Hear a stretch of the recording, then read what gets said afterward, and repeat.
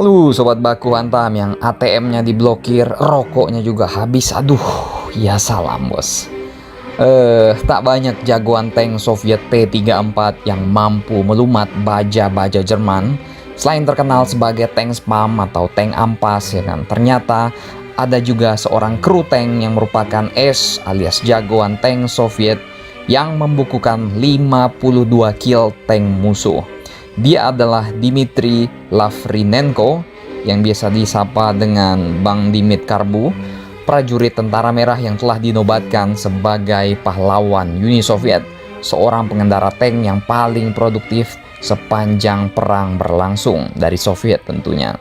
Dmitry Lavrinenko merupakan pria kelahiran Kuban Kosak. Dia menyelesaikan latihannya di Akademi Ulyanovsk pada tahun 1938 dan dalam Perang Dunia Kedua dia ikut dalam pertempuran di Polandia dan di Bessarabia. Pada tahun 1941, Dmitry menjadi komandan dari tank T-34 dan berhasil menghancurkan 52 tank dalam operasi Barbarossa. Ada yang bilang juga 58, ya kan. Melansir dari Russian Beyond, Letnan Lavrinenko waktu itu telah cukup berpengalaman saat dikirim ke garis depan, sehingga dia diberi kepercayaan untuk mengomandoi satu peleton tank. Uniknya, sebelum mendapat tank 34, tank Soviet yang lama yang telah dia gunakan ini memiliki banyak masalah, dan pada suatu waktu mesin dari tank tersebut harus dihancurkan agar tidak diperoleh oleh musuh bos, ya kan. Tapi waktu itu mesinnya tidak dihancurkan dan orang ini sangat sayang dengan kendaraannya. Jadi kendaraan yang rusak tidak dihancurkan tapi dibawa ke bengkel sendiri. Sampai dikirimlah tank unggulannya, yaitu tidak unggul-unggul amat sini, yaitu tank T-34 ke peleton tank mereka. Kendaraan tank ini tentu lebih baik dari tank BT-2 yang usang yang ia perbaiki. Dan ketika tank musuh, tank Jerman mulai berbatangan, tank T-34 di bawah komando Lavrinenko ini dikirim untuk mendampingi pasukan infanteri. Ya, dia senang, walaupun T-34 dia senangnya bukan main bos. Dia bahkan pernah berkata waktu pertama kali mendapat T-34 bahwa dia bisa mengalahkan bapak kalian, Bapak Adolf Hitler. Dan tibalah pada suatu pertempuran yang menurut pihak Soviet, pasukannya di bawah kendali Lavrinenko ini berhasil mengalahkan 15 kendaraan musuh. Dia juga terkenal dengan ahli taktik berdarah dingin dan tidak sekedar menyerang dengan ura, ya kan, meletop kepala ente.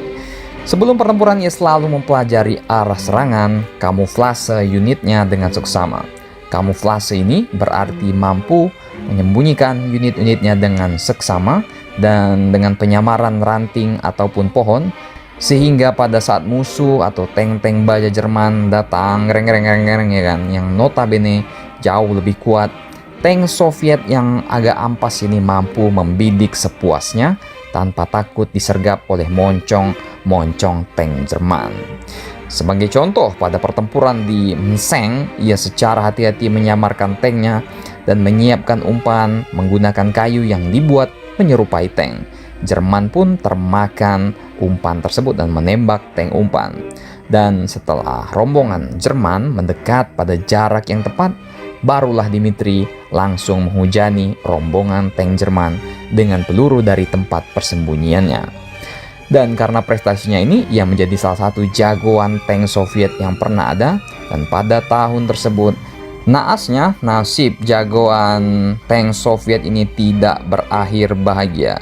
Pada suatu waktu, Dmitry yang berhasil membebaskan sebuah desa dari Jerman ini ingin pergi untuk melaporkan kemenangannya kepada komandannya.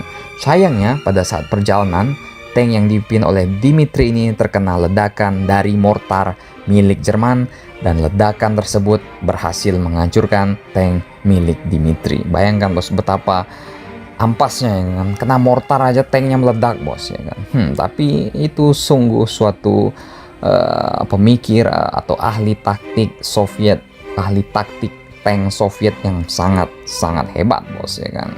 Bagaimana menurut kalian? Kalau jagoan dari Jerman sih udah biasa bosnya.